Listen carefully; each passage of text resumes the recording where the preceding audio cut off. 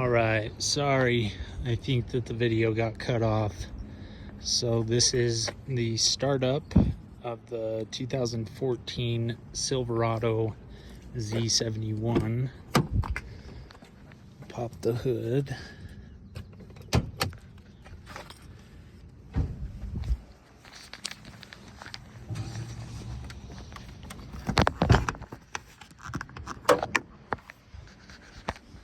Okay.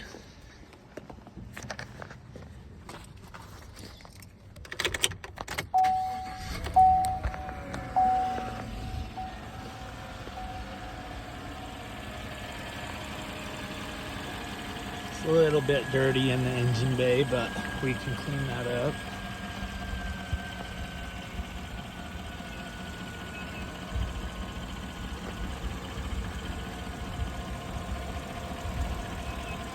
Seems like it runs pretty smooth.